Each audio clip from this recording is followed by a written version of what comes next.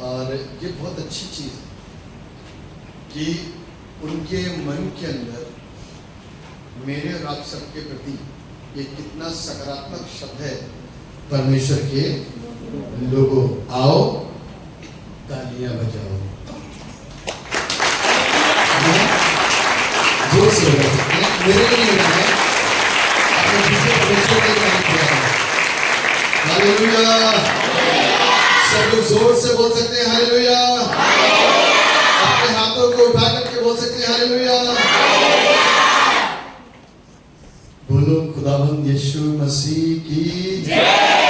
बोलो खुदावंद यीशु मसीह की जय। हम उस खुदा की इबादत कर रहे हैं जो जीवित है, और वो परमेश्वर जब उसकी उपस्थिति हमारे बीच में हो जाती है तो मेरे और आपकी जिंदगी के अंदर बड़े चेंज और बड़े परिवर्तन आते हैं। हमें और उसकी उपस्थिति ऐसे नहीं होती है। अभी जैसे आराधना की गई बहन के द्वारा, उस रूह और असली और सच्चाई के साथ में, और आपका रिस्पॉन्स उस आराधना में सामने जो लोग गा रहे हैं उनको दिखाने के लिए नहीं, उस परमेश्वर के लिए वैसे ही रहा और होता है, तब वो परमेश्वर नीचे उतर के आता है। हमें वो सिंहासन जो उसका वहां है, वो सिंहासन हमारे और आपके मध्य में लग जाता है, और हम और आप क्या हो जाते हैं? आशीषित। क्योंकि जब वो आएगा, जब बाप आता है, तो उसके पास सारी आशीषें होती हैं। आमीन। जब बाप आता है और बाप के आने से बच्चे जब उसकी ओर इस इच्छा के साथ में दौड़ते और भागते हैं कि कुछ मिलेगा, उसके पास से कुछ मिलेगा, तो वो पहले से रेडी रहता है कि उसको कुछ देना है, क्योंकि नीचे या हमारी जो औलादे जो बच्चे हैं वो मुझसे मांगेंगे जरूर। तब उस वक्त में मैं खाली हाथ नहीं जा सकता, मुझे उनके लिए और उनके लिए लेकर के जाना है, और वो मेरे और आपके लिए लेकर के आता है। मालूम क्या लेकर के आता है? आत्मिक आशीष। आमीन। आत्मिक वरदान। बाइबल कहती मांगो तो तुम्हें जोर से बोलते, मांगो तो तुम्हें मिलेगा, ढूंढोगे तो तुम पाओगे, खटकाओ तुम्हारे लिए अच्छा, हम मांगते ना आराधना में होकर के फूट फूट करके आंसू से रोते हैं। जब परमेश्वर का रूह हमें छूता है, जब परमेश्वर के पास इस इच्छा के साथ में आते हैं, जब आत्मा में खो जाते हैं, परमेश्वर के साथ में अपने दर्द को और अपनी तकलीफ को बांट रहे होते हैं, तब परमेश्वर उस वक्त में मेरे गुप्त आंसुओं को देख रहा होता है। तब वो परमेश्वर मेरे और आपके छुपे हुए इस दर्द को समझ रहा होता है। तब मेरे अंदर से निकली हुई हर एक उस आह की पहचान वो कर लेता है कि मेरे जन को, मेरे बंदे को, परमेश्वर के लोगों को उसकी जरूरत और आवश्यकता है।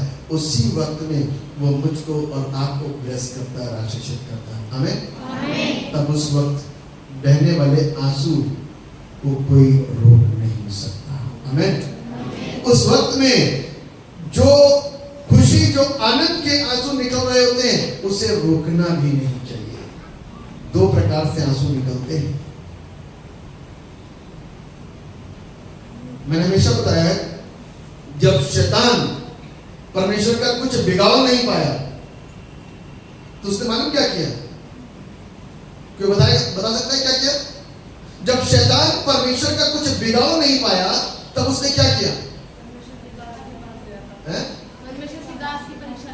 परमेश्वर के दास की परीक्षा लेने के लिए। फर्ज करिए शैतान मेरे पास डायरेक्ट आके खड़ा हो और मुझसे और आपको पाप दिखाए। क्या करे? पाप दिखाए और कहे कि तू ये पाप कर ले, अब परमेश्वर को छोड़, उससे अलग हो जा। तो कितने लोग ऐसे पाप को करने के राजी रहेंगे? मैं सोचता हूं एक भी, है ना? मैं सोचता हूं कि एक भी जन राजी नहीं होगा, क्योंकि वो सामने से आकर के मुझसे कह रहा कि परमेश्वर को छोड़, लेकिन ये हथियार उसका चल नहीं पाया। ये वाला हथियार उसका चल नहीं पाए क्योंकि लोग पहले से अवेयर थे, चौकस है लोग। सामने से कोई हमको परमेश्वर से अलग करने के बोलेगा, सामने से कोई हमको सारी चीजों को सही तरीके से बता करके बोलेगा, तो हम परमेश्वर को कभी नहीं छोड़ेंगे। तो हमारे अंदर का आत्मा, हमारे अंदर का गुरूर जाग जाएगा कि हम अपने जीते परमेश्वर को क्यों छोड़ दें और क्यों त्याग दें। तो उसने एक प्लान बनाया। क्या करा?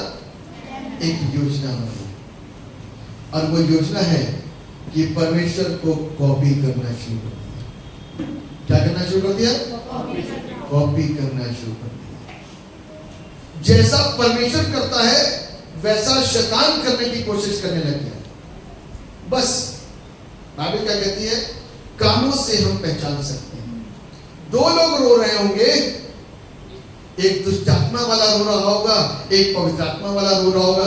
हम और आपको शक हो जाएगा किसके अंदर दुष्ट आत्मा है और किसके अंदर पवित्र आत्मा है। भेद करने के लिए खुदा के कलाम के अंदर घुसने की जरूरत है, और भेद करने के लिए, जानकारी को प्राप्त करने के लिए खुदा की आत्मा को, और खुदा की आत्मा के द्वारा हमें उन आत्माओं को परखने की जरूरत है जो आत्माएं कई बार हमको और आपको डिस्टर्ब कर देती हैं। दुष्ट आत्मा ग्रस्त इंसान तबाह हो रहा होगा, तड़प रहा होगा, क्योंकि यहां से जो एक आहन, यहां से जो आवाज निकलती की है, दुष्ट इस स्थान को छोड़ करके चला जा, तो दुष्ट आत्मा उसको झेल नहीं पाती, तब रोती है कि इस शरीर को कैसे छोड़ूं। दूसरी साइड में एक व्यक्ति जो पवित्र आत्मा से भरा हुआ है, जब इस प्रकार का आहन और प्रार्थना होती है और आराधना होती है, तो ऑटोमेटिक जब इंसान प्रभु में डूबा हुआ होता है, तो वो पवित्र आत्मा से जैसे ही भरता है, तो उसको उसके गुनाह स्मरण आने लग जाते हैं। तो वो फूट फूट करके रोता है कि वो खुदा कितना पवित्र है और मुझ पर दया करता है।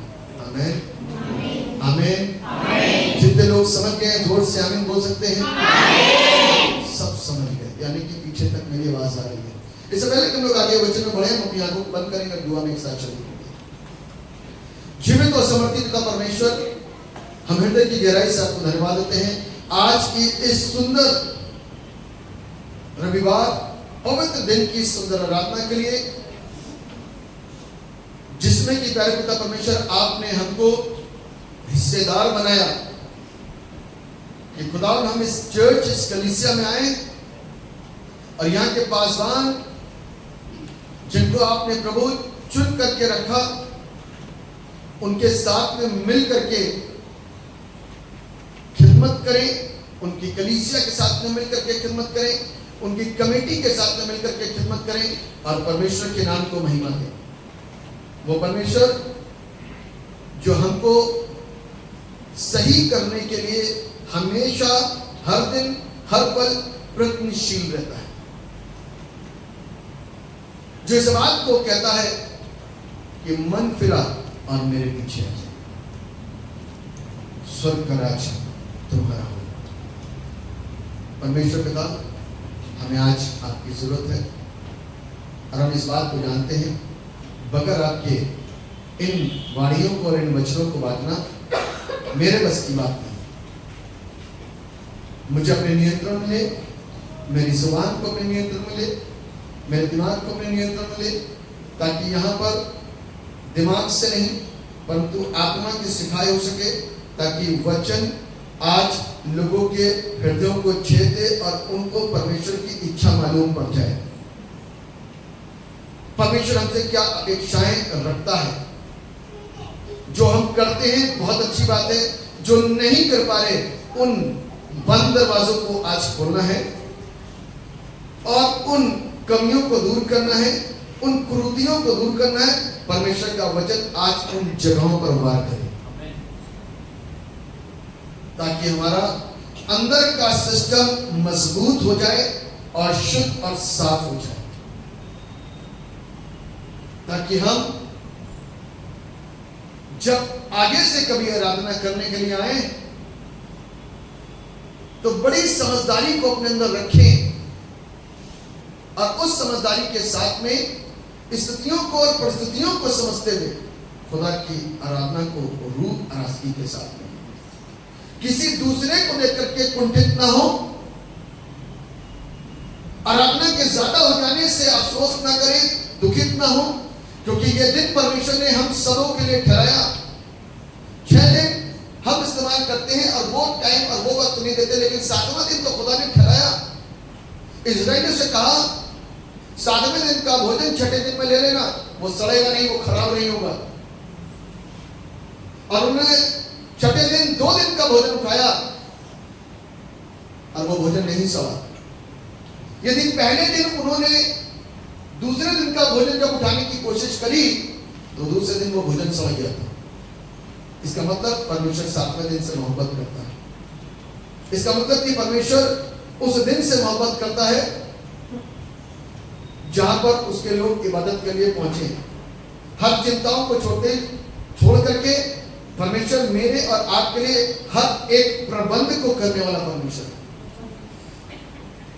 आज वो अपने यहोवा यीरे होने का प्रमाण देगा और वो प्रबंध करेगा। और हमारी जिंदगियों के अंदर छुपी हुई बहुत सारी बातें जो दीमक के समान हमारे अंदर, और हमको पता भी नहीं चलता, और पता भी हो तो बहुत छोटी है, हम उसको नजरअंदाज कर जाते हैं। नजरअंदाज करने की वजह यह है कि आत्मिकता का वो क्षेत्र जो और ऊंचाइयों पर जा सकता है, वो उठ नहीं पाता। और हम इस बात को भूल जाते हैं कि हम अपने व्यक्तिगत जीवन के लिए जी रहे होते हैं, लेकिन ये जीवन परमेश्वर ने दूसरों को आशीष देने के लिए रखा है।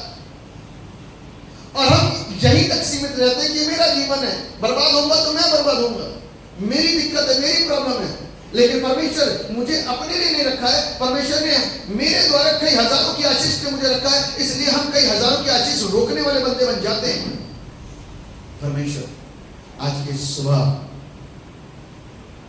जब हम आपके भवन में हैं तो आत्मा में ऐसे भर करके लौटे कि हम बाहर जाकर के ये ना कहें कि वचन बहुत अच्छा बोला पादी साहब। हम अपने व्यक्तिगत सीटों पर बैठे हुए अपने फैसले लें। ये वचन मेरी जिंदगी की लाइफ, मेरी जिंदगी के लिए एक टर्निंग पॉइंट है। ये वचन मेरे जीवन को बदलेगा। इस वचन के द्वारा मैं आशीषित होऊंगा और इस वचन के द्वारा दूसरे आशीषित होंगे। ऐसी आशीष प्रभु आज की सुबह में आना चाहिए। अपनी उपस्थिति को हमारे मन में बना दीजिए और पिता परमेश्वर आपका सिंहासन हमारे मन में, मुझ नाचीज को अपने हाथों में ले लीजिए, मेरी जुबान को अपने हाथों में ले लीजिए और पवित्र आत्मा मुझ पर कब्जा करिए। पवित्र आत्मा मेरी जुबान पर कब्जा करिए, पवित्र आत्मा मेरे मुंह के शब्दों पर कब्जा करिए, पवित्र आत्मा मेरे सेंटेंस पे कब्जा करिए। पवित्र आत्मा वचन के द्वारा जो सिखाना है उसके ऊपर आपका कब्जा हो, जो आप बताना मांगते हो उसके ऊपर आपकी मर्जी हो, जो आप यहाँ पर अपनी मर्जी को और अपनी इच्छा को और अपने वचन को, इस कलाम को इस कलीसिया के अंदर देना और बांटना चाहते हैं, वो काम यहाँ बलपूर्वक होने पाए और महिमा से प्राप्त हो। धन्यवाद करता आपने हमारी प्रार्थनाओं को सुन लिया। सारा महिमा गौरव आपको देते हैं। दुआ के नाम में मांगकर जैसे सुनिए और कबूल कीजिए। आमीन। प्रभु यीशु के जीवित समर्थी जलाली नाम में आप सबको जय यीशु मसीह। आज मैं सोचता हूँ अगले साल जब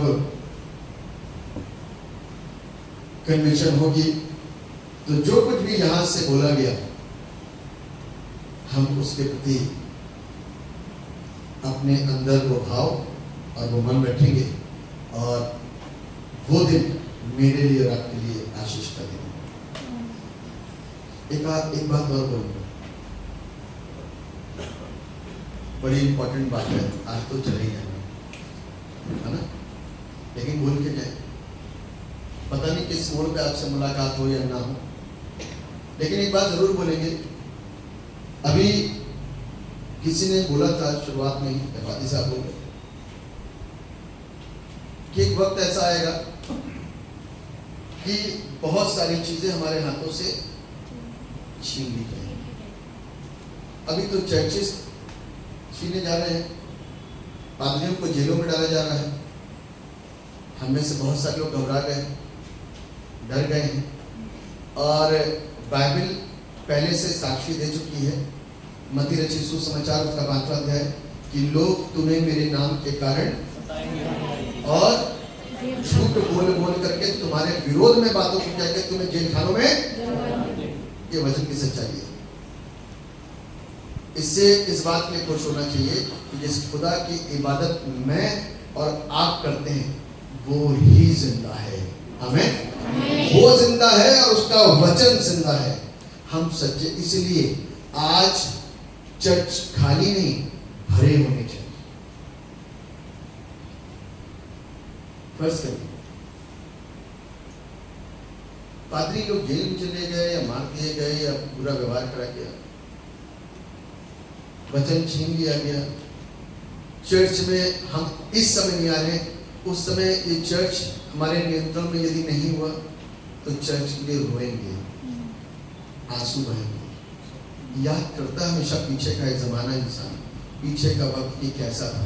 जब केयर करने का, समझने का समय ना, उस समय हम उसको हल्के में लेते हैं और अपने खुदा के घर से मोहब्बत नहीं करते और अपने आप को वहां लेकर के भी नहीं आते। संसार और संसारिकता में इस कदर हम लिप्त हैं कि खुदा के साथ समय बिताना मुझको और आपको छोटी सी बात जान पड़ती है। मेडिकल लाइन में कहते हैं यदि कोई ऑपरेशन थिएटर में डॉक्टर आपको 8 बजे का टाइम दे और आप वहां पर 10 बजे पहुंचो तो क्या होगा?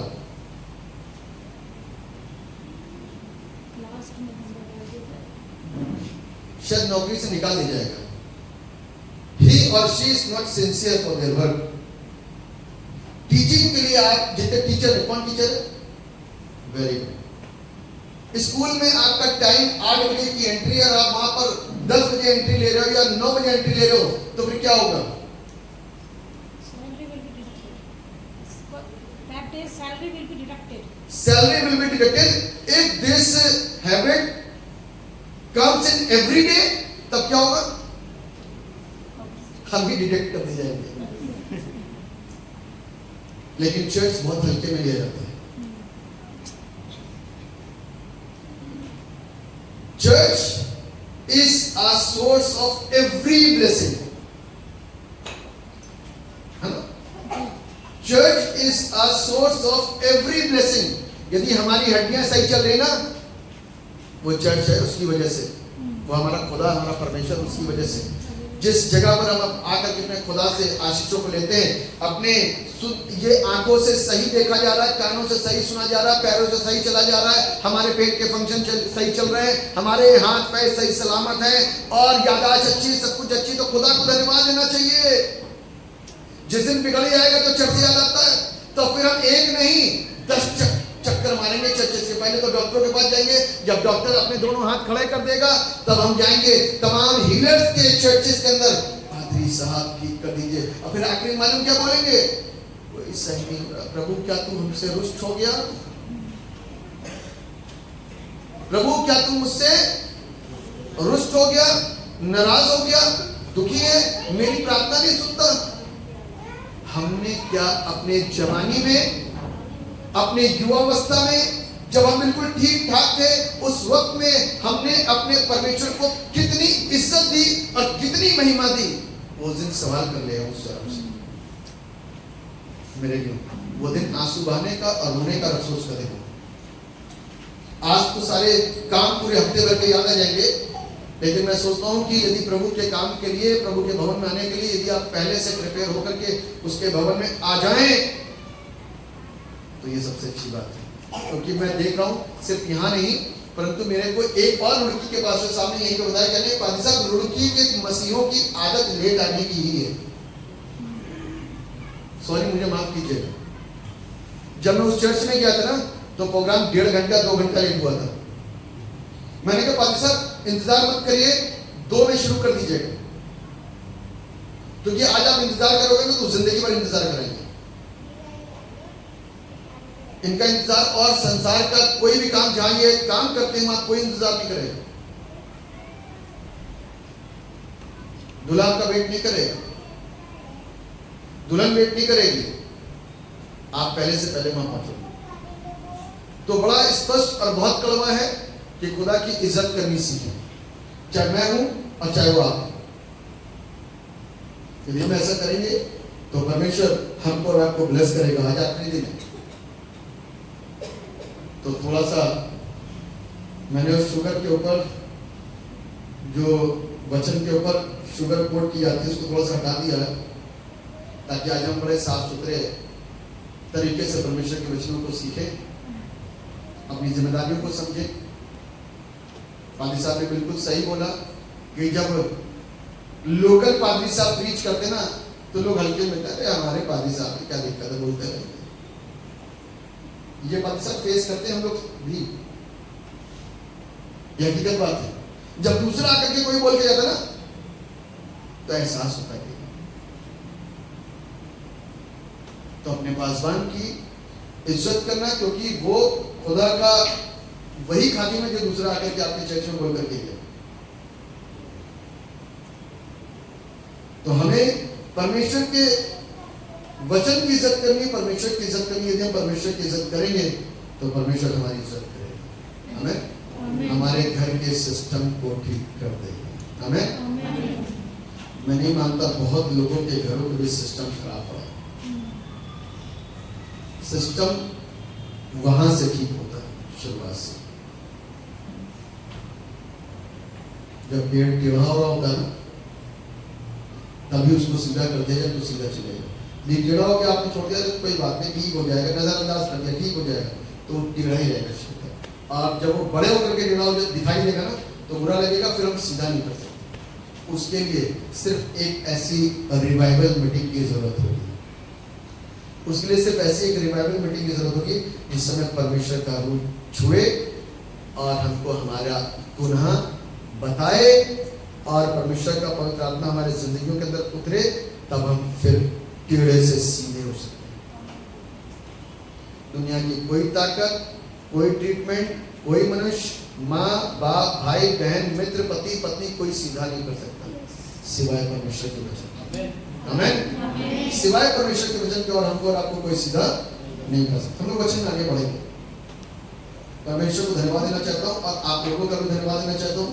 इन्होंने यहाँ पर बड़े प्यार के साथ में बुलाया और यहाँ पर रखा। सबसे पहले तो परमेश्वर के दास का, जिन्होंने बड़ी इज्जत के साथ में यहाँ पर न्योता दिया और मेरे उन व्यस्त समय के लिए भी जब मैंने उनसे माफी मांगी तो परमेश्वर उन्होंने एक ऐसा इंतजाम बीच में कर दिया ताकि ये कन्वेंशन सुचारू रूप से चलती चल जाए। तो उसके लिए परमेश्वर को धन्यवाद दूंगा, परमेश्वर के दास भी थैंक्स करूंगा। और मैं धन्यवाद देना चाहता हूँ मिस्टर अमित, यहाँ पर जब पहला दिन था, मिस्टर अमित है ना, जो मुझको रिसीव करने के लिए गए, उनको थैंक्स बोलूंगा कि वो आए और आकर के उन्होंने मुझे रिसीव किया और लेकर के आए, फिर होटल से भी लेकर के आए। इसलिए परमेश्वर उनको और उनके फैमिली को बहुत ब्लेस करें और अपनी महिमा के बरकत के साथ में इस्तेमाल करें।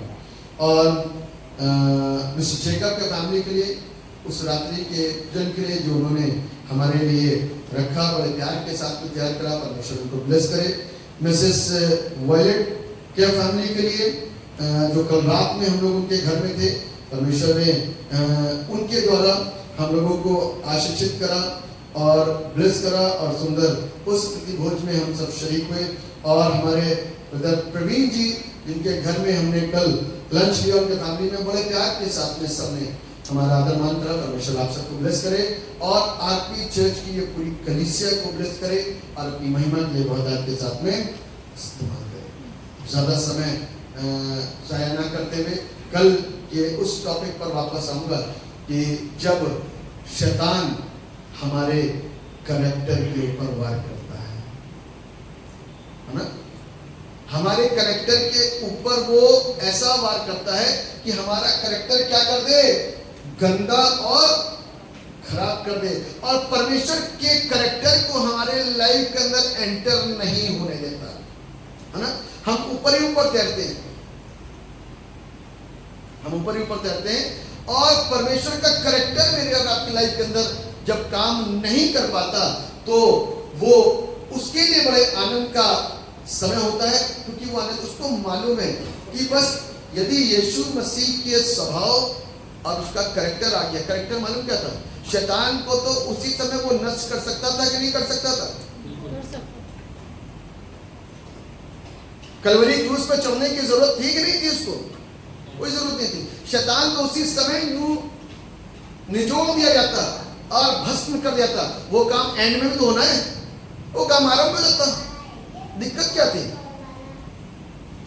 दिक्कत कोई नहीं थी, लेकिन परमेश्वर बगैर नियम के कोई काम नहीं करता, नियम के साथ में चलता है। जब उसने इंसान की रचना करी और उन्हें बनाया और उनके द्वारा पाप हुआ, तो पाप मेरे और आपके जीवन के ऊपर हावी था।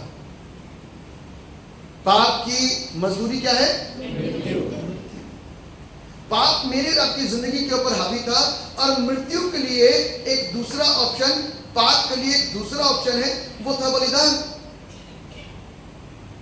जानवरों के बलिदान चढ़ाए जाते थे, लाभ कुछ नहीं होता था। आज भी लोग पाप से मुक्ति पाने के लिए क्या क्या करते हैं, आपको मालूम है?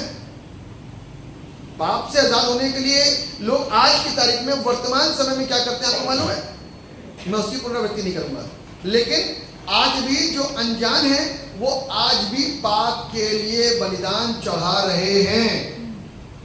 जो अनजान है, लेकिन जो जानकार है उनको पता है कि उनके लिए उनके परमेश्वर ने अपना बलिदान दे करके, क्योंकि हमें यह बात की जानकारी लेनी चाहिए कि भैया कि जिस चीज का बलिदान मेरे लिए चढ़ाया जा रहा है, इसका खून क्या मुझे शुद्ध कर सकता है? जिस अंधे के साथ में मैं अपने लक्ष्य तक पहुंचने की कोशिश कर रहा हूं, मुझे मालूम है ये भी अंधा, इसको भी नहीं दिखता, और मैं भी अंधा, मुझे भी दिखता, तो ये मुझे कैसे ले जा सकता है? तो वहां पर कोई ना कोई दृष्टि वाला तो होना ही चाहिए। तो हम अंधे के साथ क्यों भागे और उस अंधे के ऊपर विश्वास करें जो खुद अंधा बैठा हुआ है? हमें तो दृष्टि वाले के साथ में मिलकर के जाना है, ताकि वो हमको हमारे लक्ष्य तक पहुंचा दे, है ना? हम अशिक्षित लोग एक अशिक्षित दूसरे अशिक्षित को कैसे शिक्षित कर सकता है? दोनों एक ही कैटेगरी के हैं। तो अशिक्षित क्या कि मैं तुम्हें शिक्षित कर दूंगा, तो दूसरा वाले शिक्षित क्या कि अरे भैया तू भी वैसा ही, मैं भी वैसा ही। हाई स्कूल वाले एमएससी को कैसे पढ़ा लेंगे? उसके लिए एमएससी वाला होना चाहिए, तब वो एमएससी पढ़ाएगा, तभी शिक्षा आ सकती है, अन्यथा नहीं। ठीक उसी प्रकार से आज जो बलिदान किए जाते हैं, बलिदान जिसके लिए हो रहा है उसको एक बार सोच लेना चाहिए कि भैया इसका लहू तो अशुद्ध है और मेरा भी अशुद्ध है, और अशुद्ध अशुद्ध को कैसे शुद्ध कर सकता है? हमें शुद्ध की जरूरत है, और वो सिर्फ एक है, उसका नाम यीशु मसीह है, जो आज से 2024 वर्ष पूर्व क्या कर चुका है? एक ऐसा महायज्ञ कर चुका कलवरी क्रूस के ऊपर। हर चर्च के अंदर ये क्रूस सिंबलिज्म है, ये चिन्ह है, यादगार है, स्मरण दिलाता है। प्रभु यीशु मसीह का क्रूस पर चढ़ के क्रूस की जिंदगी को क्या कर दिया? शुद्ध और आजाद कर दिया। क्रूस पहले श्रापित गिनी जाती थी, मालूम है आपको? क्रूस पहले श्रापित, क्योंकि जो देखता था क्रूस तो मालूम क्या बोलता था? अरे भैया कोई घोर पाप किया होगा इसने, इसी क्रूस की सजा इसलिए मिल रही। आज की तारीख में क्रूस लटका करके, क्रूस लेकर के शैतान को भगाया था, क्योंकि ये आज आशीष बन चुकी है। हालेलुया। आज ये क्रूस मेरे और आपके लिए आशीषित है, और उस पर जो महायज्ञ हुआ, वहां पर से दया, प्रेम और क्षमा नीचे बहना शुरू हो गया, लोगों के ऊपर बहना शुरू हो गया, और तमाम अपराधियों के ऊपर बहना शुरू हो गया, जेलों के ऊपर बहना शुरू हो गया, लोगों के ऊपर बहना शुरू हो गया, मित्रों के ऊपर बहना शुरू हो गया, परिवारों के ऊपर बहना शुरू हो गया, और वहां से बह रहा है। उसने दया करी, तभी तो क्षमा करा उसने। ऐ बाप इन्हें माफ कर, क्योंकि ये नहीं जानते कि क्या करते हैं। इसीलिए वो शैतान मेरे और आपकी लाइफ के अंदर परमेश्वर के कैरेक्टर को एंटर नहीं होने देता। कहता गवाही दे दो, कोई दिक्कत की बात नहीं, अगली बार फिर खड़े हो गए, गवाही तो देते रहोगे, लड़ते भी रहोगे, गाली देते रहोगे, झगड़ते भी रहोगे, पाप भी करते रहोगे, बुरा भी मानते रहोगे, ईर्ष्या भी करते रहोगे, नफरत भी करते रहोगे, लालच भी करते रहोगे, व्यभिचार भी करते रहोगे, और एक दूसरे की कानाफूसी भी करते रहोगे, एक दूसरे की चीजों की लालच भी करते रहोगे। कहीं ना कहीं चीजें तुम्हारे अंदर पड़ेंगी कि प्रभु का कैरेक्टर नहीं आ रहा। गवाहियां देते रहो, कोई प्रॉब्लम नहीं, लेकिन प्रभु का कैरेक्टर जिस दिन आ गया, उस दिन शायद चीजें बदल जाएंगी। हमें उस दिन शायद चीजें बदल जाएंगी। ये चीज को लेकर में सब कर लीजिए। इब्रानियों की पुस्तक उसका 5वां अध्याय, उसका 12वां पद को एक जन खोले। इब्रानियों 5:12। क्या लिखा है? कोई भी एक पढ़े जोर से। इब्रानी की पुस्तक उसका समय के विचार से समय के विचार से, मैं आपको बस इतना याद दे रहा हूं, समय के विचार से तो तुम्हें गुरु हो जाना चाहिए। ये कल का मेरा सबक था। समय के हिसाब से तो तुमको क्या हो जाना चाहिए? गुरु हो जाना चाहिए। तो भी ये आवश्यक हो गया। जी, तो भी ये आवश्यक हो गया तभी ये आवश्यक हो गया आगे कि कोई तुम्हें परमेश्वर के वचनों की कोई तुम्हें परमेश्वर के वचनों की आदि शिक्षा फिर से सिखाए। अब फिर से सिखाना पड़ रहा है। ABCD यदि मैंने और आपने पढ़ ली और हाई स्कूल में जाने के बाद में मुझे फिर से कोई ABCD पढ़ाए तो बहुत सा नहीं लगता है, लेकिन जब ढंग से सीखी नहीं तो फिर से सीखनी पड़ेगी। आ जाए छोटे होकर के, नम्र बना करके, झुक करके, प्रभु तेरे कलाम को अभी तक सीख नहीं पाया मैं ढंग से, फिर से सीखना चाहता हूं, तो फिर से ABCD की जरूरत पड़ जाती है।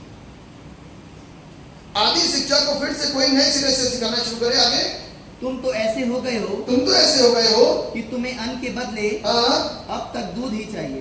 तुम तो ऐसे हो गए तुम्हें अन्न के बदले अब तक दूध ही चाहिए। वही छोटी छोटी बातें हमारी अपनी जो दृष्टि के अंदर हमारी जो सोच है कि हमारी धार्मिकता सिर्फ यहीं तक सीमित है कि हमें बाइबल पढ़नी आती है, बाइबल पढ़ते हैं, दान देते हैं, चर्च जाते हैं और दुआ करते हैं, गुड फ्राइडे में उपवास रखते हैं और दशवांश भी दे देते हैं कभी कभी और सपोर्ट भी कर लेते हैं कई बार। बस ये दायरा एक हमारा, इस दायरे से बाहर हम अपनी धार्मिकता को कुछ और समझते नहीं कि हमको और गहराइयों में कितना उतरना है, क्योंकि हमने अपने दायरे को अपने तरीके से हमने अपना सेट कर रखा है। हमारी धार्मिकता क्या है? इसीलिए कल जब मैंने धार्मिकता पूछी तो लोगों ने धार्मिकता को इसी तरीके से बताया कि कैसे कैसे आज्ञा का पालन करना, वो सारी चीजें। आज्ञा का पालन तो वो नौजवान व्यक्ति भी करता था, दौड़ता दौड़ता आया, प्रभु अनंत जीवन पाने के लिए मैं क्या करूं? तो प्रभु ने क्या बोला है? आज्ञा का पालन कर, मूसा की पुस्तकों को पढ़। तो उसने क्या बोला मालूम है? बचपन से पढ़ता चला रहा हूं। पुराना वाला तो लगता है कृष्ण, क्या बचपन से पढ़ता चला रहा हूं। तब प्रभु ने उसको वो सारी चीजों को, यानी कि मैं इस बात के ऊपर विश्वास कर रहा हूं, खुदा के कलाम करने कहता व्यभिचार ना करना, चोरी ना करना, वहां लिखा हुआ है, कहता बचपन से मानता। इसका कंट्रोल देखे कितना जबरदस्त था व्यभिचार के ऊपर, इसका कंट्रोल कितना था चोरी के ऊपर, इसका कंट्रोल कितना अधिक था लालच के ऊपर, कंट्रोल था। कहता बचपन से मानता चला रहा हूं, लेकिन छोटी सी बात को भूल गया था। तब प्रभु ने मालूम क्या बोला? तुझमें सिर्फ एक बात की घटी है, अपना धन कंगालों को बांट दे। प्रभु के सामने आने के बाद हम अपने आप को उसकी आवाज सुनने के लिए तैयार नहीं करते। जब सामने से प्रभु यीशु मसीह बोल रहा है, आप आए क्यों थे अनंत जीवन लेने के लिए? अपनी शर्तों पे कि अपनी जेब से, क्योंकि मैं बहुत पैसे वाला हूं, निकाल के पैसा दे दूंगा, प्रभु अनंत जीवन दे दो, जरा बेच दो, मैं अनंत जीवन खरीदने के लिए आया हूं। अपनी शर्तों पे हम प्रभु के पास में आते हैं, प्रभु की आवाज सुनने के तरीके से नहीं आते। अपनी शर्तों के साथ में चर्च आएंगे, अपने शर्तों के साथ में काम करेंगे, अपनी शर्तों के साथ में आत्मिकता को, धार्मिकता को ग्रहण करेंगे, लेकिन परमेश्वर की जो आवाज है उसको सुनने के लिए, उसको मानने के लिए, उसको ग्रहण करने के लिए आर नॉट रेडी। प्रभु ने सामने से बोला कि तुमने सिर्फ एक बात की घटी है, क्या कर? अपना धन कंगालों को दे दे। और लिखा है कि वो उदास, क्योंकि प्रभु ने उसकी दुखती हुई नस को दबा दिया। पैसा बहुत इंपॉर्टेंट चीज है। दुखती हुई नस को प्रभु ने क्या कर दिया? उसकी दबा दिया। और मालूम है मुझे जब ये पढ़ता हूं और जब मैं कभी प्रीच करता हूं तो मुझे बड़ा अफसोस लगता है कि सामने से यीशु के पास तुम आए क्यों? पहली बात कि हम प्रभु के पास आए क्यों? अनंत जीवन लेने के लिए। क्या उसकी नहीं सुनेंगे? वो भी तो हमको कोई ना कोई एडवाइस करेगा। और उसने जब एडवाइस करी तो लिखा वो उदास होकर के वापस लौट करके चले गए, क्योंकि वो बहुत धनी था। अनंत जीवन मिस कर दिया। क्या पाएगा तू खोकर आत्मा? यदि आत्माएं खोदी तो क्या मिलेगा? शरीर पर मन लगाना मूर्खता है, व्यर्थ है, और आत्मा पर मन लगाना जीवन और शांति है। कल बोल रहे थे, उसका मन कहां पर लगा हुआ था? शरीर के ऊपर। उसका मन आत्मा के ऊपर नहीं लगा था। हमने अपनी आत्मा को जो अंदर है, जिसकी वजह से मैं खड़ा हूं, मैं हमेशा इस बात को प्रीच करता हूं, किसी के मृत्यु के समय भी और कैसे भी वक्त में, कभी भी लगता ना मेरे को कि इस चीज को बताऊं, तो मैं जरूर बोलता हूं कि अंदर जो आत्मा है ना, वही इंपॉर्टेंट है, प्रभु वही लेगा। अंडे का छिक्कल आप फेंकते हो और आत्मा वो अंडा खा लेते हो। ठीक उसी प्रकार से परमेश्वर मेरे और आपके ये कवर को जो ना, इसको फेंक देगा, लेकिन अंदर की आत्मा को वो प्यार करता है, उसको चाहता है। यदि आत्मा खूबसूरत नहीं हुई तो ध्यान रख लेना, हम और आप तड़पते रह जाएंगे, हम और आप तड़पते रह जाएंगे, और हम हमेशा इन्हीं सारी चीजों में रह जाते हैं और अपने परमेश्वर को भूल जाते हैं। अभी एक सवाल पादी साहब के द्वारा किया गया था, हम लोगों ने गीत गाया था, महिमा से तुझे भरा हुआ ज्योति में सदा। कितने लोग दुआ करते हैं, पूछा था ना बच्चा, तो कितने लोग दुआ करते हैं कि प्रभु जल्दी से आ जाए, है ना? खरीदी नहीं करेगी, लेकिन हाथ तो बहुतों के नीचे हुए खड़े थे, बहुतों के नीचे, कोई बात नहीं। लेकिन उससे पहले चीज ये सोचिए कि प्रभु आ जाए, इसका मतलब कि आप जाना चाहते हैं। प्रभु आ जाए इसका मतलब आप प्रभु के साथ जाना चाहते हैं। क्या जाने से पहले इस बात की प्रिपरेशन है कि हम जाने के लिए तैयार हैं? प्रभु का वो कैरेक्टर, प्रभु का वो गुण, प्रभु की वो बातें, प्रभु का वो स्वभाव, प्रभु की वो आदतें, प्रभु की वो सोच, प्रभु की वो विचार, प्रभु की वो शिक्षा, प्रभु की वो काम, प्रभु की वो हर एक बातें मेरे अंदर आ गई हैं। I am ready to write my 10th class examination. क्या मैं तैयार हूं पूरी रीति से? सिलेबस पूरा कंठस्थ हो गया? क्या मैं हाई स्कूल की परीक्षा दे सकता हूं, इंटर की परीक्षा दे सकता हूं, स्वर्ग जा सकता हूं? आई एम रेडी। क्या मैंने परमेश्वर के सिलेबस से उन सारी चीजों को सीख लिया, समझ लिया कि आज प्रभु आ जाए तो मैं स्वर्ग पहुंचूंगा? पौल तो बड़े दहाड़ करके बोलता है, जीना मसीह और मरना लाभ। जी तो करता प्रभु तेरे पास दौड़ा चला हूं, लेकिन जो जिम्मेदारियां दी गई है ना, उसको पूरा करना निभाऊंगा। आज जिन वचनों को मैं और आप सीख रहे हैं, सुन रहे हैं, हमको और आपको सही मायने में उसको सीखने की जरूरत और सही मायने में उसको सीखने समझने की जरूरत है, ताकि हम परमेश्वर के वचनों को सही तरीके से समझें।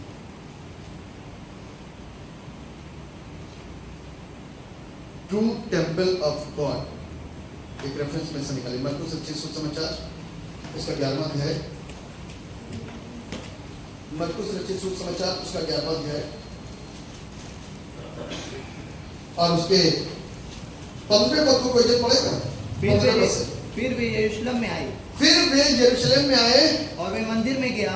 ध्यान से सुनिएगा जी। फिर वे यरूशलेम में आए और वे मंदिर में गया, और वहां जो लेन देन कर रहे थे, वहां जो लेन देन कर रहे थे उन्हें बाहर निकालने लगा, उन्हें बाहर निकालने लगा, और सर्राफों के पीड़े और सराफों के पीड़े और कबूतर बेचने वालों की चौकियां उलट दी, और कबूतर बेचने वालों की चौकियां उलट दी। आज लोग पादी साहब लोगों को स्वीकार तो नहीं कर पाते, जब ज्यादा कुछ पादी साहब वैसा बोलते हैं, सख्त बोलते हैं, कड़वा बोलते हैं, लेकिन यीशु मसीह ने तो कमाल ही कर दिया। क्या करा बताइए, बार फिर से पढ़ दीजिए।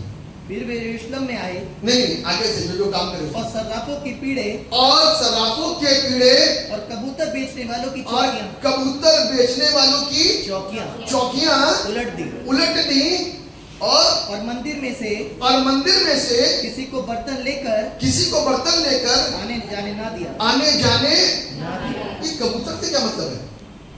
ये कबूतर चर्च में क्या कर रहा था? व्यापार, बिल्कुल, क्योंकि कबूतर बलिदान के द्वार पर उसका रक्त जाता था, चढ़ाया जाता था, वहां पर व्यापार होने लग गया इसका, क्योंकि बेदाग, बेऐब, लंगड़ा, टूटा जानवर बलिदान के लिए कभी नहीं दिया जाता था, लेकिन वहां पर यह काम भी शुरू हो गया था, लेन देन हो गया था पैसों का। चर्च काय के लिए? मेरा घर, सब जाति के लोगों के लिए, लेकिन चर्च के अंदर क्या हो गया? एक अड्डा बना हुआ, काय का? व्यापार का, राजनीति का। माफ कीजिएगा, बहुत ही ज्यादा पास आ रहा हूं चर्च के, वो समय का चर्च और आज के समय का चर्च में भी ज्यादा कोई अंतर नहीं रह गया, बुरा ना मानिएगा प्लीज। इसको समझ लीजिए, सीख लीजिए और चर्च को अपने सपोर्ट करके इसको बढ़ा लीजिए, क्योंकि चर्च आज एक राजनीति का अड्डा बन चुका है। पॉलिटिक्स आ चुकी है, कमेटीज आ गई हैं और बहुत सारे लेन देन, बहुत सारी चीजें, बहुत सारी बातें, बहुत सारी चोरियां शुरू हो चुकी हैं। मैं ओवरऑल चर्चेस की बातें कर रहा हूं। क्या ये सच्चाइयां नहीं है?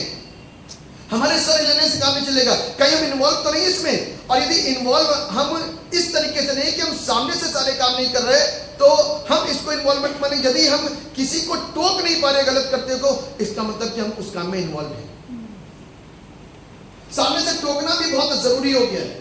मालूम है, राजनीति के चलते बहुत सिंसियर लोग परमेश्वर के चर्च में नहीं आ पाते हैं।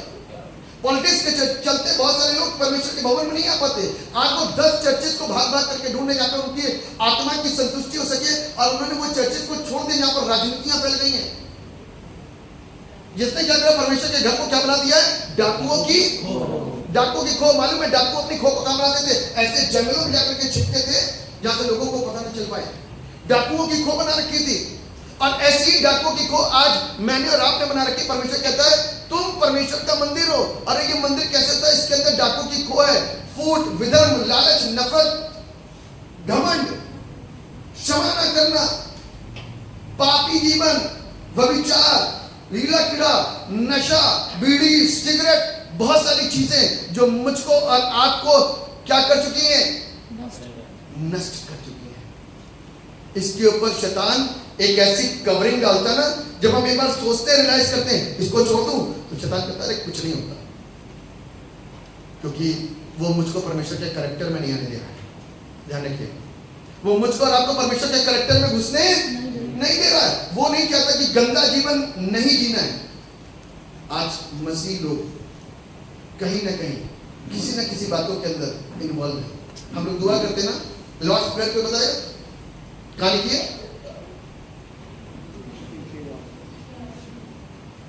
मत्ती रचित सुसमाचार उसका 6 अध्याय के 9 पद से लेकर के 13 पद तक पढ़ लीजिए थोड़ी सी जरा। मत्ती रचित सुसमाचार उसका 6 अध्याय और उसके 9 पद से पढ़िए जरा, क्या लिखा है? अतः तुम इस रीति से प्रार्थना किया करो। अतः तुम इस रीति से प्रार्थना किया करो, हे हमारे पिता, हे हमारे पिता तू जो स्वर्ग में है। तू जो स्वर्ग में, ये परमेश्वर के लिए बातें की जा रही है। हे हमारे पिता तू जो स्वर्ग में है, तू जो स्वर्ग में है, तेरा नाम पवित्र माना जाए। तेरा नाम पवित्र माना जाए। जब तू परमेश्वर के भवन में आए तब सावधानी से चलना, सुनने के लिए उसके समीप जाना। मूर्खों के वरदान जानने से अच्छा है, क्योंकि वे नहीं जानते कि बुरा करते हैं। सबोपदेशक की पुस्तक उसके 5वें अध्याय के पहले पद के अंदर इसका जिक्र है, यानी कि हम जा कहां रहे हैं, उसकी पवित्रता को जाने। हम किसके घर जा रहे हैं, उसकी पवित्रता। हम किसी ऐसे वैसे के घर नहीं जा रहे, हम खुदा के घर में आ रहे हैं। वो कैसा है और हम कैसे हैं? यदि आप पवित्र अवस्था में भी आते ही हैं, तो परमेश्वर हमको पवित्र करने के लिए अपने भवन में मौजूद है। आमीन। हमको शुद्ध करने के लिए अपने भवन में क्या है? मौजूद है। अपने पवित्र वचनों से वो हमको पवित्र करने के लिए तैयार बैठा है। बस शर्त ये है कि हमारा आप अपने हृदय को खोल दें। खोलो तुम दरवाजा, मैं हूं आना चाहता है ना। 3:20 के अंदर लिखना, प्रकाशित वाक्य 3:20 के अंदर, अपने द्वार को खोल दो, मैं तुम्हारे द्वार के भीतर आकर के तुम्हें अंदर आना चाहता हूं, तुम्हारे साथ में भोजन भी करूंगा। आगे बढ़े, क्या लिखा होगा? तेरा राज्य आए। तेरा राज्य आए। और उसका राज्य मालूम कहां आएगा? कहीं और तो इधर उधर तो नहीं आएगा ना। उसका राज्य जब यीशु मसीह आया तभी आ चुका था। यीशु मसीह के आने से ही उसका राज्य आ चुका था, और तब से लेकर के राज्य आए का मतलब समझिए क्या होता है? आप बताइए राज्य का क्या मतलब? कोई एक जन मेरे को एक्सप्लेन करे, तेरा राज्य आए। चलिए छोटे से उदाहरण के साथ में बताऊं। आपकी बार के नेता आप ही हो और आपके अलावा कोई ना हो। आप नेता होंगे तो आपके साथ सारी भीड़ जितनी भी है सब आपका राज्य है। आमीन। हमारा परमेश्वर के लिए हम लोग बात कर रहे हैं, वो हमारा राजाओं का राजा, प्रभु का प्रभु है। जब वो आएगा और उसका राज्य आएगा तो सारी चीजें शुद्ध और पवित्र और अच्छी और बेहतर और खूबसूरत हो जाएगी। आमीन।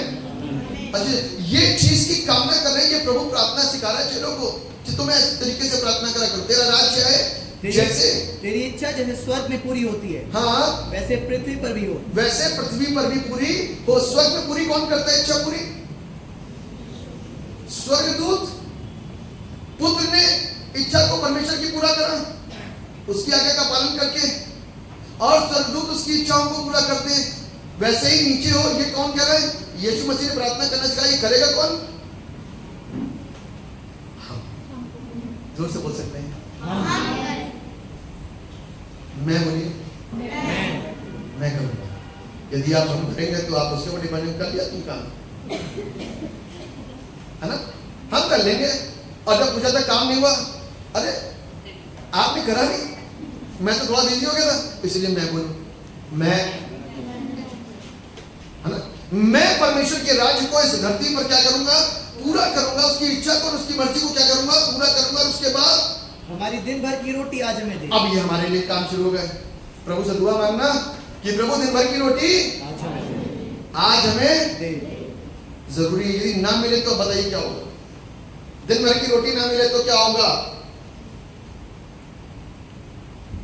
यदि खाना ना मिले छोटे बच्चों को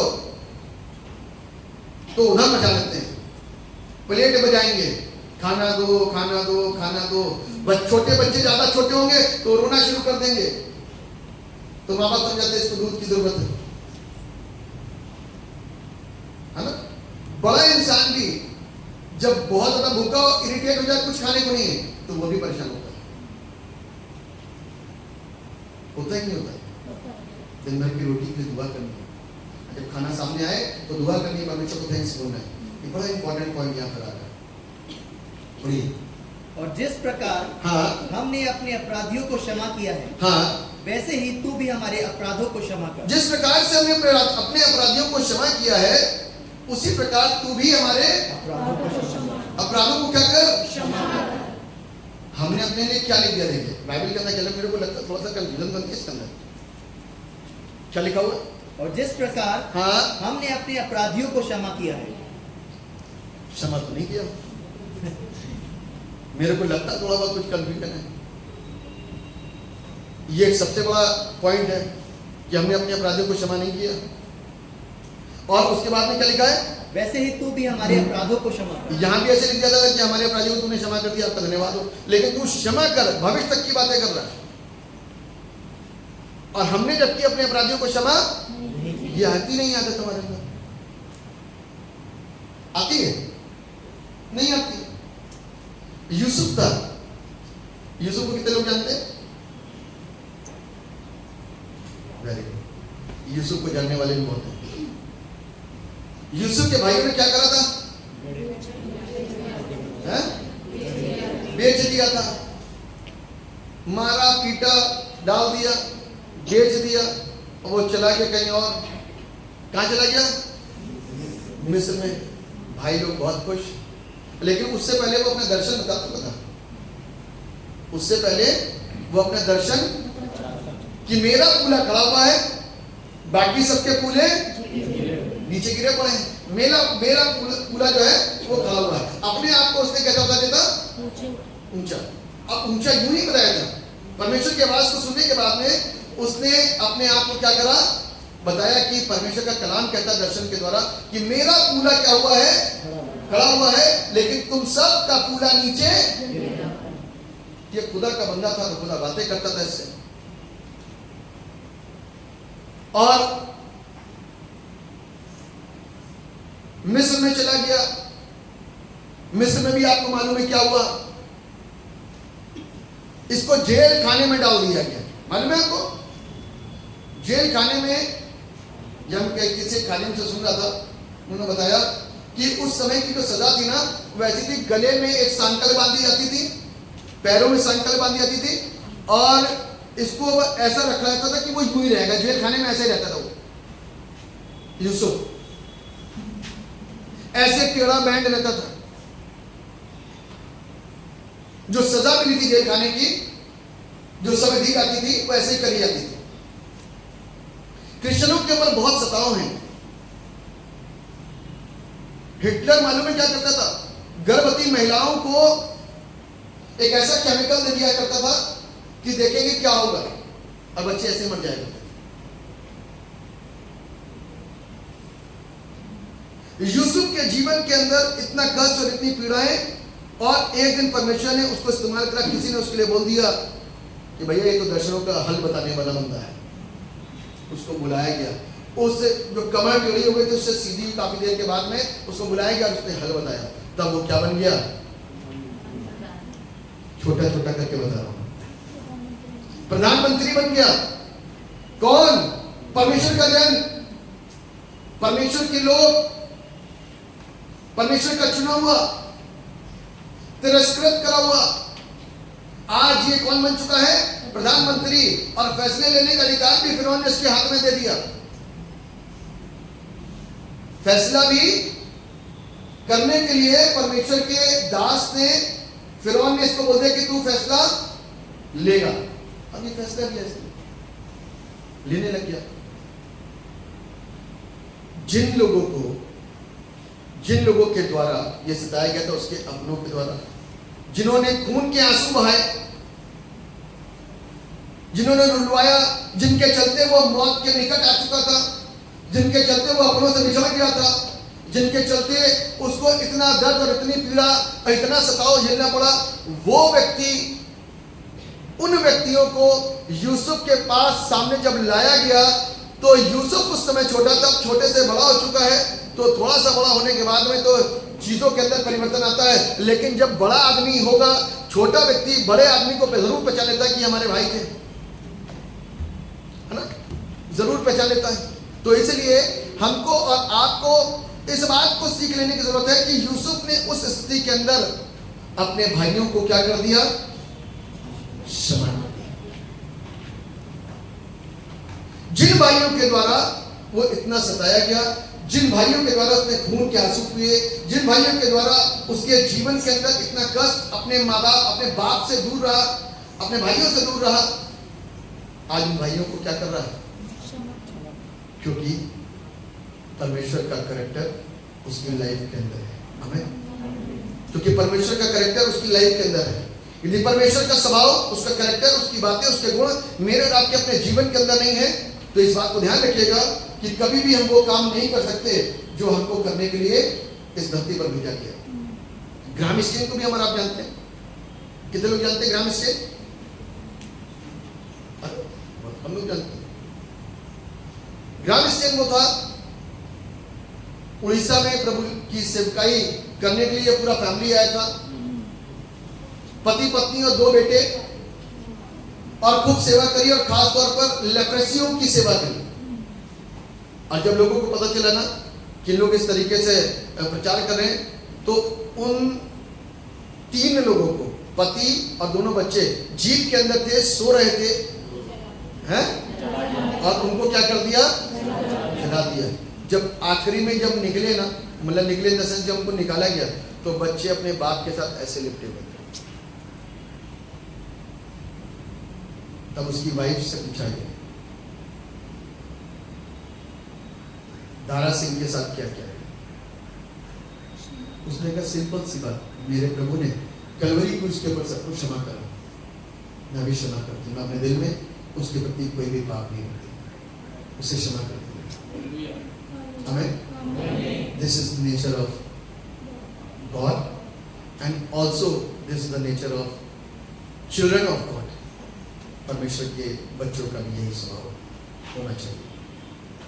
जब ऐसा मेरे और आपके अंदर स्वभाव आएगा ना, चीजें बदल जाएंगी। एक प्रभु के महान दास, आप लोगों ने नाम सुना, उनकी अच्छाई को आपके साथ प्रकट कर रहा हूं, उनकी सेवकाई को आपके साथ प्रकट कर रहा हूं, जो मैंने सुना। डॉक्टर रेवरेंड पास्टर प्रॉफेट बिली ग्रैम को कितने लोग जानते हैं? बहुत कम लोग जानते हैं। आप लोग यूट्यूब में प्रभु लोगों की दासों देखते नहीं है कभी, बहुत कम लोग जानते हैं बिली ग्रैम को। वर्ल्ड प्रसिद्ध बंदा, ये वर्ल्ड प्रसिद्ध बंदा, इसके ऊपर पूरे भारत के ऊपर बैन लगा हुआ है। बंदा आ नहीं सकता था, लेकिन अब तो डेथ हो चुकी है इनकी। पूरे भारत में बैन लग गया था कि यदि ये भारत आ गया तो पूरा भारत बदल जाएगा। ऐसे ऐसे प्रचलित दासों को आप जान नहीं रहे। उनका परिवार था, हर जगह बिली ग्राम, बिली बिली बिली बिली, पूरी जगह पर इनकी इतना शान थी, लोग इनको इनके नाम से, इनके काम से पहचानते थे कि खुदा का एक अच्छा सच्चा दास है। उनकी बेटी जब युवावस्था में आई तो किसी के साथ चली गई। अब आप सोचो, कल हम लोग बात कर रहे थे कि पास्टर्स के बच्चे सबसे, मैंने नहीं बोला, मेरी तरफ से बात नहीं की, यहां तो अच्छे हैं सब, लेकिन पास्टर के बच्चों के ऊपर ज्यादा निगाह होती है। लोग बोलते हैं क्या, पास्टर के बच्चे क्या होते हैं, खराब होते हैं, हा? और वो भी एक बड़े पास्टर की कौन थी, किसी के साथ चलो। मिनिस्ट्री सोचे कहां मिली होगी, दूर में जाकर।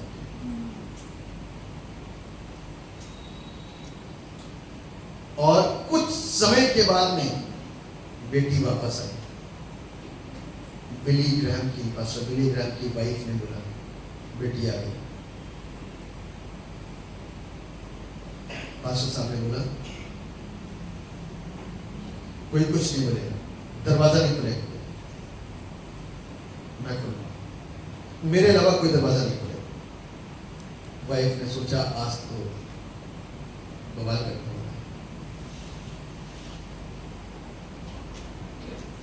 बेटी आई, पास्टर साहब ने दरवाजा खोला, बेटा अंदर जा और खाना खा। इतनी बात। जब पास्टर बिली ग्राहम की डेथ हुई ना पीछे कुछ साल पहले, तब उनकी बेटी ने ये स्टेटमेंट दिया कि मैं जब अपने बाप का मुंह काला करके भाग गई थी, उस वक्त में जब मैं लौट के मेरे बाप ने एक शब्द नहीं पूछा, एक शब्द नहीं पूछा कि तू मेरे नाम को गंदा करके कहां गई। उन्होंने मुझे क्षमा कर दिया, उन्होंने मुझको क्षमा कर दिया, माफ कर दिया। लेकिन मैं हैरान थी, इतना बड़ा नामी ग्रामी इंसान, खुदा का बंदा, खुदा का जन, और जिसके नाम को मैंने मिट्टी में मिलाया था, वो प्रभु के दास ने मना कर दिया। क्यों? क्योंकि जो वो सेवकाई करते थे ना, वो सेवकाई बड़ी थी, और उस सेवकाई में उन्होंने परमेश्वर के उस स्वभाव को, परमेश्वर की उन आदतों को, परमेश्वर के उन गुणों को, परमेश्वर के उस कैरेक्टर को अपने अंदर ले लिया था। Hallelujah, hallelujah. जब मेरा बाप ऐसा हो सकता है तो उसका खुदा कैसा होगा, यह सोचने की बात है। आमीन। जब मेरा बाप ऐसा था जो खुदा के इंसान था, जब मेरे बाप ने मुझे माफ कर दिया, तो सोचो कि जिस बाप के अंदर उस खुदा की शिक्षा है तो वो कैसा होगा। उसने तो कलवरी क्रूस पर टंगे हुए सब जवानों को, सब बूढ़ों को, चेलों को, मारने वालों को, सताने वालों को, थूकने वालों को, लज्जित करने वालों को, बुरा कहने वालों को, उपहास मारने वालों को, थूकने वालों को, हर एक जन को माफ कर दिया। सोचो कि वो कितना खूबसूरत होगा। आमीन। ये गुण मेरे रब के अंदर से कहीं ना कहीं गायब हो चुका है, और ये काम हम लेते नहीं, अपने अंदर नहीं लेने देते। शैतान हमको इसके ऊपर काम करने नहीं देता। क्या लिखा है, पढ़ दीजिए एक बार फिर से। और जिस प्रकार हमने अपने अपराधों जिस प्रकार से हमने अपने अपराधियों को क्षमा किया, वैसे ही तू भी हमारे अपराधों को, वैसे ही तू भी हमारे अपराधों को क्षमा कर। बिली ग्राहम ने क्षमा कर दिया, ग्राहम की पत्नी ने क्षमा कर दिया, यूसुफ ने क्षमा कर दिया। मेरे को लगता है इन लोगों को याद करके ये खुदा के कलाम लिखे गए कि इन लोगों के, इन्होंने अपने अपराधियों को क्षमा कर दिया, वैसे तू भी हमारे अपराधों को क्षमा कर। जब हम क्षमा करेंगे तभी हमें क्षमा मिलेगी, यदि हम क्षमा नहीं करेंगे तो क्षमा नहीं पाएंगे। हम जिसके साथ जैसा व्यवहार करेंगे वैसा ही व्यवहार हमारे साथ भी किया जाएगा। बाइबल हमको इस बात को सिखा रही है, हमको और आपको इस चीज को सीखने की जरूरत है। जब हम इस बात को सीखेंगे, ये सीखने के लिए मेरे और आपके जीवन के अंदर परमेश्वर के रूह का आना बहुत जरूरी है। आमीन। यदि पवित्र आत्मा का टच, पवित्र आत्मा का काम, पवित्र आत्मा का अंदर मेरे अंदर प्रवेश नहीं हुआ तो मैं और आप रूखे रूखे आएंगे और रूखे रूखे जाएंगे। हम नाम के ईसाई तो कहलाएंगे, माफ कीजिएगा, लेकिन काम के नहीं होंगे। नाम के करेंगे, क्योंकि हम और आप कई बार होली स्पिरिट के काम को अपनी चर्चेस से बहुत निग्लेक्ट करते हैं और बहुत दूर रखते हैं। इसीलिए आज हम और आप आराधना के अंदर इतने फ्री और इतने ओपन नहीं हो पाते। बहुत सारे चर्च में यहाँ तो बहुत अच्छा लगा मुझे, उस बेटी ने आराधना को करा और आपका रिस्पॉन्सेस बहुत अच्छे थे, लेकिन देयर आर मेनी चर्चेस जहाँ पर पवित्र आत्मा को वो महत्व नहीं दिया जाता, वो इज्जत नहीं दी जाती, उसके कामों को मानना नहीं जाता। आराधना भी सीमित रहती है, 1 घंटा 1.5 घंटा 2 घंटा, और वो ओपन चीजें नहीं होती है। आज ओपन को ढूंढने के पब्लिक कहीं ना कहीं इधर से उधर इधर से उधर इधर से उधर भाग रही है, क्योंकि आज उनको जरूरत है होली स्पिरिट का। पवित्र आत्मा ही जिंदगी के अंदर नहीं आया तो ध्यान रखिएगा, हम पैदा होकर के बड़े हो गए, बड़े होने के बाद चर्च के एक हिस्से बन गए, हिस्से बनने के बाद 80 साल के भी हो गए, लेकिन खाली आए थे और खाली।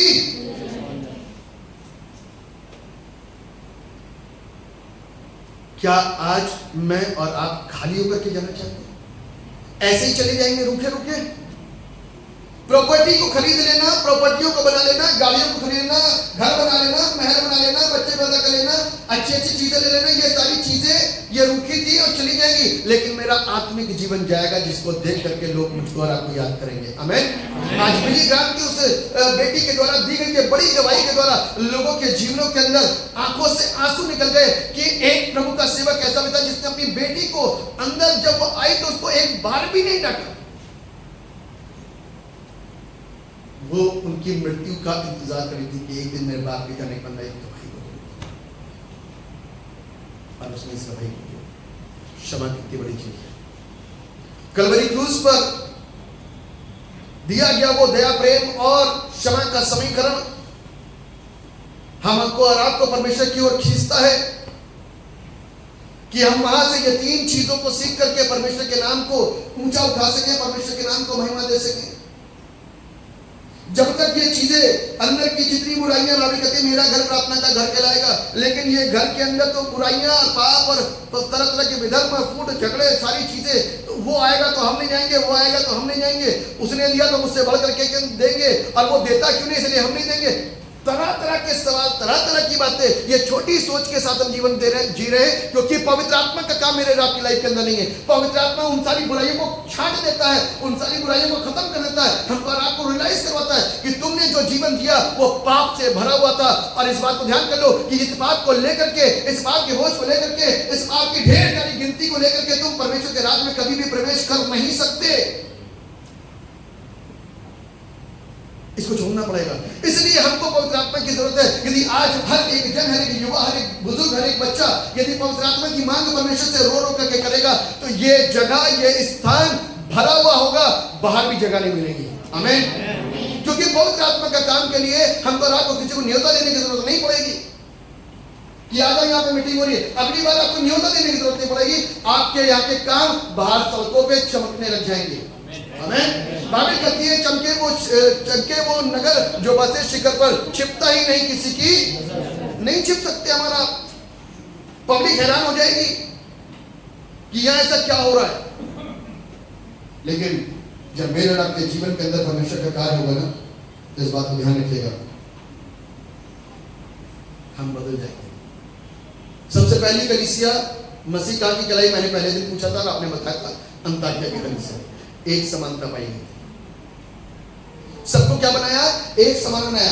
कोई भी चीज अलग नहीं थी, कोई भी चीज बुरी नहीं थी, कोई भी चीज अलग से करी नहीं गई, सब एक समान थे। मेरे प्रियो, मैं बताना चाहता हूँ कि क्षमा मांगना किसी से कितनी बड़ी चीज होती है। पास्टर सलीम खान का नाम सुना आपको? पास्टर सलीम खान का नाम सुना?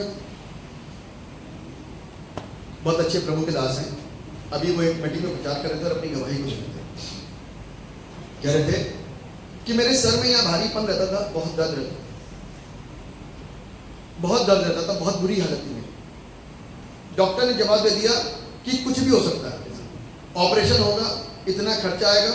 और मैं कहता था कैसे होगा, कैसे होगा? एक मुस्लिम बैकग्राउंड से आए थे, प्रभु को स्वीकार किया और तब से लेकर के अब तक प्रभु की सेवकाई 27 सालों से करते चले आ रहे हैं। और उन्होंने प्रचार करा और बताया कि मैं समझ ही नहीं पा रहा, यदि सामने कोई बंदा बैठा होगा ना तो मैं उससे सीधे मुंह बात ही नहीं करता था। अक्कड़ में, अहंकार में मैं बहुत बड़ा हूं, मैं बहुत पढ़ा लिखा हूं, मैं बहुत पैसे वाला हूं, तो अहंकार मेरा झलकता था लोगों के जीवन के सामने। मेरा घमंड सामने लोगों के सामने प्रकट होता था कि मैं कितना घमंडी हूं। मेरे मुंह के शब्द लोगों को पता चलते थे कि कितना घमंड में भर करके बातें कर रहा है। और क्षमा तो मेरे जीवन का पार्ट था ही नहीं। कहता मेरी बीमारी बढ़ती जा रही थी। एक नहीं, दो नहीं, तीन नहीं, चार नहीं, पांच नहीं, कई डॉक्टर्स को दिखाया। दिखाने के बाद में सबने मेरे को यही बोला कि भैया ऑपरेशन इसका है, आपके यहाँ के मन के प्रॉपर तरीके से काम नहीं कर रहे। कभी भी आप यूं नहीं झुक सकते, यूं झुक गए तो गर्दन यूं नहीं घुमा सकते, यूं जैसे हम लोग गर्दन घुमाते हैं, चले आपको यूं घूमना पड़ेगा, गर्दन नहीं घुमा सकते। और ये कितने दिन चल सकता है ये नहीं कहा सकता। यदि उल्टा सीधा यूं झटका लग गया ना तो जा भी सकते हो आप।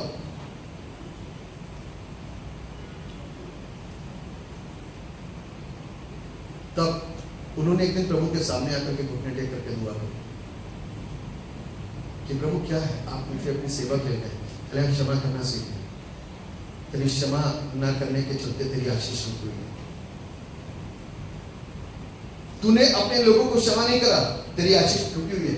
बोल लोगों को, फोन कर लोगों को, बता लोगों को, उनके घर जा, उनको बोल कि मुझसे गलती हुई है, मैं आपके साथ घमंड के साथ में जीवन जी रहा था, क्षमा करना नहीं सीखा। कहने के जिस दिन से मैंने परमेश्वर की ये आवाज सुनी, सेम डे से सबसे पहले तो अपने छोटे से लोगों को बुलाया, उससे माफी मांगी, क्षमा किया भी और क्षमा मांगी भी। कहने के जिस दिन से ये काम कर दिया ना पूरा कंप्लीट, दूसरे दिन प्रभु ने कहा जी आप दिखा दे जाकर डॉक्टर को। कहने मैं डॉक्टर के पास गया, डॉक्टर रिपोर्ट देख रहा है। कहने के सलीम खान की रिपोर्ट लाओ, तो सामने स्टाफ नर्स ने सामने रखी, उसने रिपोर्ट भेज दी। कहने सलीम खान की रिपोर्ट लाओ। कहने सर ये सलीम सर की रिपोर्ट है। उठ के खड़े हो गए। कहने के ये कैसे हो गया भाई, रिपोर्ट तो मैं ही निकाल रहा हूं, इतने हो गए, इतने गट्टर लग गए होंगे, मैं ही रिपोर्ट निकाल रहा हूं, और तो कोई है ही नहीं, ऐसे कैसे हो सकता है। फिर बोला, उन्होंने डॉक्टर ने खड़े होकर के क्या हुआ, किसको दिखाया, किससे मिले, क्या बात हुई, तब बताया उन्होंने मैंने अपने खुदा यीशु से किया। और उसने मुझको बताया कि तेरे अंदर ये चीजें काम करती हैं, और मैंने उसको सिर्फ काम को मान करके उसकी आवाज को सुनकर के वो सिर्फ काम करना शुरू करा। सेम डे से मेरे अंदर हीलिंग शुरू हुई। अब आप ये बताइए ये क्या है चीज, ऐसा होता है कभी? यदि प्रभु पर विश्वास करने वाले लोग हैं तो ऐसा होता है, और यदि दूसरे प्रवृत्ति के लोग हैं तो मजाक है, कोई चमत्कार, कोई लग रहा है कोई गेम है इसके अंदर। लेकिन मैं आपको बताता हूं, there is no any game, this is truth, this is the reality, this is the work of Holy Spirit. ये परमेश्वर का काम है और ऐसा होता है। आपको बताऊं, मेरे चर्च में एक है, वो इतने बीमार थे कि लोग रिश्तेदार उनको बुलाते तक नहीं थे, कहीं कोई बुला ले तो पैसा मांग लेंगे, बिल्कुल कंगाल हो गए थे। और बीमारी ऐसी थी, कुछ खाने थे, जो भी जरूरत था, पानी भी गया ना तो वॉमिट। और एक दिन उनके घर में एक स्त्री आई, नॉन क्रिश्चियन, उसने प्रभु यीशु मसीह पर विश्वास किया था। कह रही भैया आज आप लोग हमारे घर में खाने पे आइएगा, तो पत्नी देख रही खाने पे आइएगा। 2 साल तो सोए भी हो गया, खाना खाते नहीं, चिकना टुकड़ा तो सवाल ही नहीं उठता, इतना सा भी टुकड़ा खा लेंगे तो वॉमिट करेंगे, इतना सा पानी पी लेंगे तो उल्टियां करेंगे। क्या आइएगा, कहने खाना तो नहीं खाते, लेकिन हाँ चलिए हम आ जाएंगे। गए वो, उन्होंने खाना बनाया, और खाना बनाने के बाद में उनके सामने सारा खाना परोस दिया और दुआ भी हो गई। कहेंगे भैया खाना खाइए, कहेंगे मैं तो खा ही नहीं पाता। अरे यीशु मसीह के नाम में खाइए, आपको कुछ नहीं होगा, वो मेरा परमेश्वर है। एक गैर कौम का इंसान उनके सामने आकर के क्या बोलता है, मेरा परमेश्वर है। और खुदा के बंदे, खुदा के लोग मायूस होकर के यूं बैठे, और वो इस चैलेंज को बोल ही नहीं सकते, वो चैलेंज के साथ बोल ही सकते कि वो मेरा परमेश्वर है। एक गैर कौम का बंदा कह रहा है वो मेरा परमेश्वर आपको कुछ नहीं होने देगा। और उसी समय में उन्होंने खाना खाया, खाते गए। समझ लीजिए जिसने इंसान ने कई सालों से खाना नहीं खाया उस दिन छक के खाना खाया। There is no problem. This is the work of Holi Spirit, ये परमेश्वर की आत्मा का काम है। अब परमेश्वर का आत्मा तभी आएगा। अभी 2 दिन पहले जब पादी साहब प्रचार करके गए ना कि अपने आप को खाली करना, खाली तभी कर पाएंगे जब हम अपने अंदर की बीमारियों को, अपने अंदर की कुरीतियों को, अपने अंदर की बुरी चीजों को निकाल के बाहर करेंगे।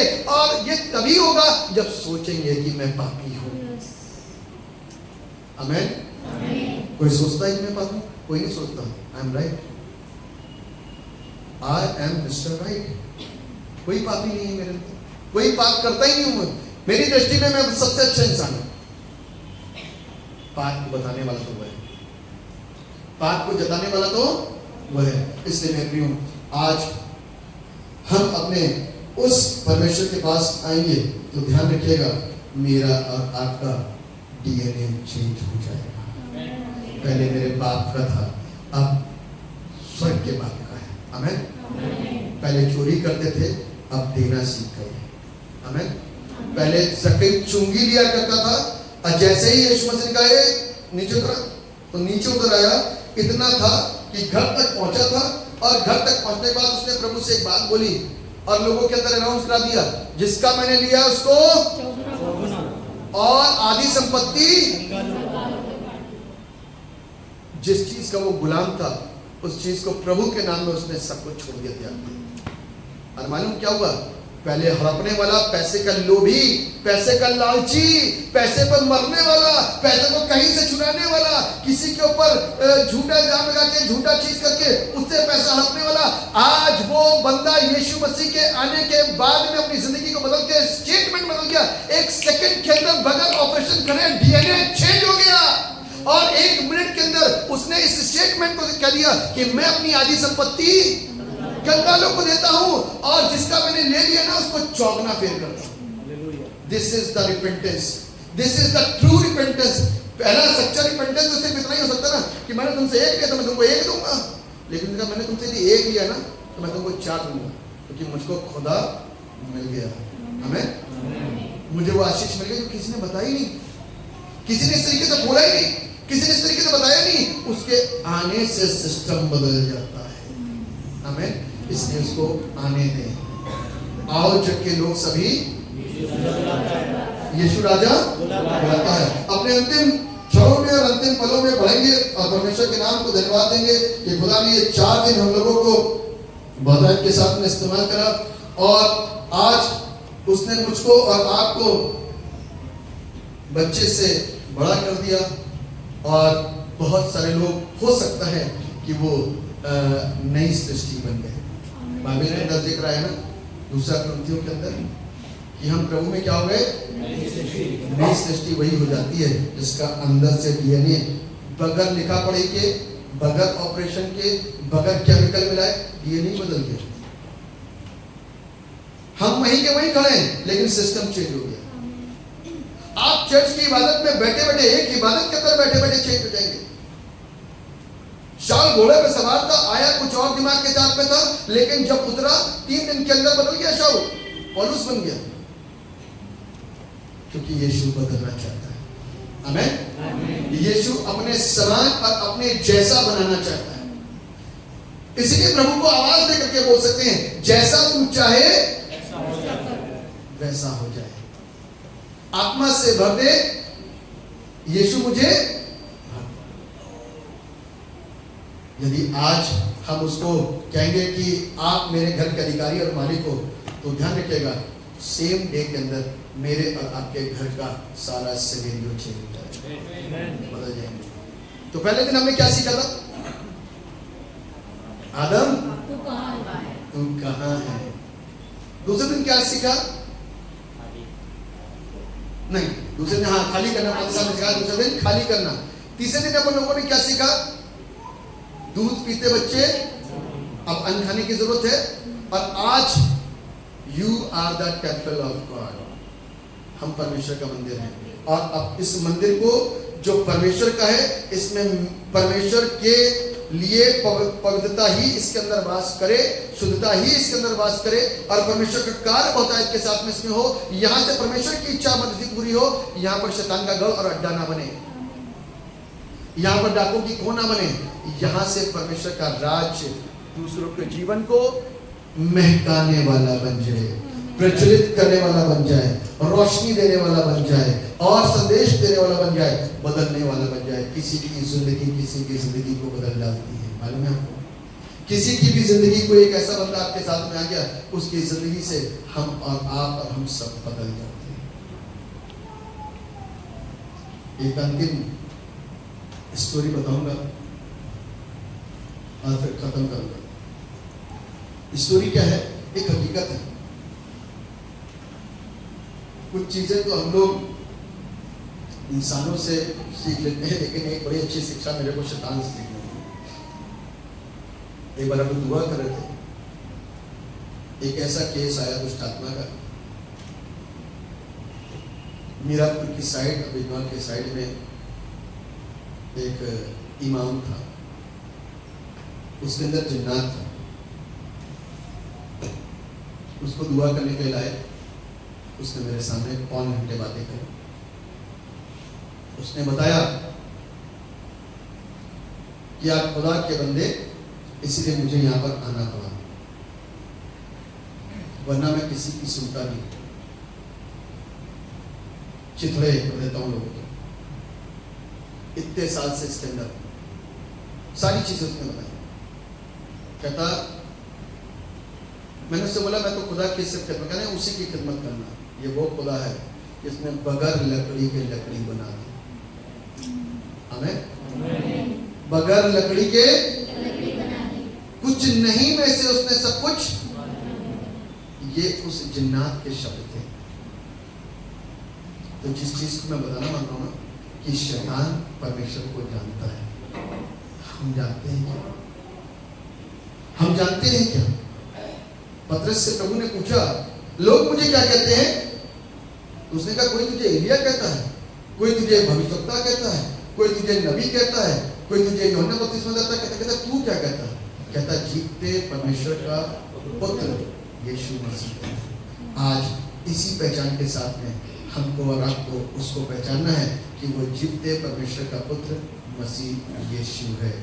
आज उसको इन शब्दों के साथ में स्वीकारेंगे और उसको आवाज देंगे, तो मैं विश्वास करता हूं कि परमेश्वर मुझको और आपको उसके नाम के द्वारा ब्लेस करेगा, क्योंकि परमेश्वर भी आशीष देने से पहले उस नाम को सुनता है। किसके नाम से दुआ हो रही है? यीशु के नाम से। जब दुआएं होंगी तो पिता सुनेगा और बारिश होगी। आमीन।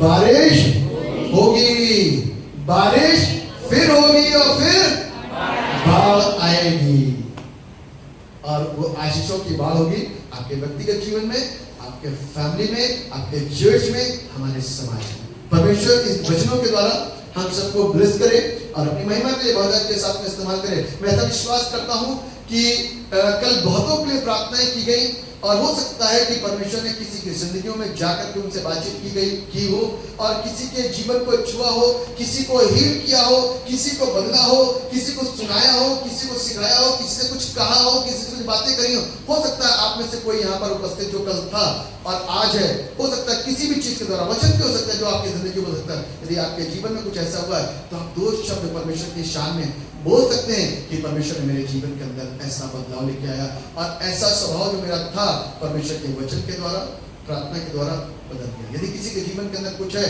तो खत्म करने से पहले मैं चाहूंगा कि यदि 2 शब्द आप बोल सकते हैं। यदि है कुछ तो बताइएगा, झूठ कोई बात मत करिएगा। यदि ऐसा कुछ है जी, प्रेज़ द लॉर्ड। उनको माइक दे दो, माइक। मेरे से यहाँ तक आया नहीं जा रहा था कि मैं आज यहाँ पे कन्वेंशन अटेंड कर पाऊँ। अच्छा। और मैं प्रभु का धन्यवाद देना चाहती हूँ कि मैंने 3 दिन की कन्वेंशन पूरी इस चर्च में करी, और कल जब मैं सिस्टर के साथ में 3 बजे भी इस यहाँ पे चर्च में थी तो उन्होंने मेरे लिए प्रार्थना करी, और आपने भी मेरे लिए प्रार्थना करी। मैं प्रभु का को सारा आदर और महिमा देती हूँ कि अब मेरी शुगर लौट एक गवाही इस परिवार को ब्लेस कर रही है, और आपके पास में गवाहियां अब और बढ़ेंगी और आप गवाहियों के साथ में खड़े।